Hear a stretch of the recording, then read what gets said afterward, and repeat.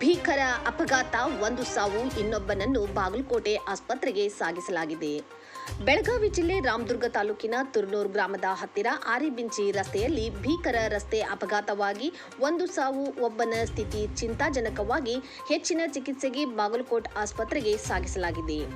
ದ್ವಿಚಕ್ರ ವಾಹನ ನಿಂತ ಎತ್ತಿನ ಬಂಡಿಗೆ ಹಿಂಬದಿಯಿಂದ ಡಿಕ್ಕಿ ಹೊಡೆದು ಬೈಕ್ ಸವಾರ 18 ವಯಸ್ಸಿನ ಸಿದ್ದಪ್ಪ ಬಸಪ್ಪ ಕೊಳ್ಳಾರವರು ಆಸ್ಪತ್ರೆಗೆ ಸಾಗಿಸುವ ರಸ್ತೆಯಲ್ಲೇ ಸಾವನ್ನಪ್ಪಿದ್ದಾರೆ.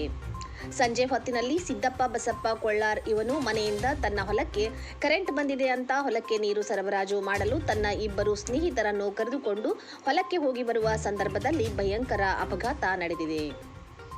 ದ್ವಿಚಕ್ರ ವಾಹನ ಸಿದ್ದಪ್ಪ ಬಸಪ್ಪ ಕೊಳ್ಳಾರ್, ಅಶೋಕ್ ವೆಂಕಪ್ಪ ಹಳ್ಳಿ ಮತ್ತು ಮಂಜುನಾಥ್ ವಿಠಲ್ ಉತ್ತಾರ್ ಇವರು ಮೂವರು 18 ವಯಸ್ಸಿನವರೇ ಆಗಿದ್ದು, ರಸ್ತೆ ಬದಿ ನಿಲ್ಲಿಸಿದ ಕಬ್ಬಿಣದ ಎತ್ತಿನ ಬಂಡಿಗೆ ಹಿಂಬದಿಯಿಂದ ರಭಸದಿಂದ ಬಂದು ಹೊಡೆದಿದ್ದಾರೆ. ಭಾರೀ ಅನಾಹುತವಾಗಿ ಅದೃಷ್ಟವಶಾತ್ ಒಬ್ಬನೇ ಪ್ರಾಣಾಪಾಯದಿಂದ ಪಾರಾಗಿದ್ದಾನೆ. ಸಣ್ಣ ಪುಟ್ಟ ಗಾಯಗಳಾಗಿವೆ. ರಾಮದುರ್ಗ ಪೊಲೀಸ್ ಠಾಣಾ ವ್ಯಾಪ್ತಿಯಲ್ಲಿ ಈ ಅಪಘಾತ ಸಂಭವಿಸಿದೆ. ಸ್ಥಳಕ್ಕೆ ರಾಮದುರ್ಗ ಪಿಎಸ್ಐ ಸವಿತಾ ಮುನ್ಯಾಳ್ ಭೇಟಿ ನೀಡಿ ಪರಿಶೀಲನೆ ನಡೆಸಿ ಪ್ರಕರಣ ದಾಖಲಿಸಿಕೊಂಡಿದ್ದಾರೆ.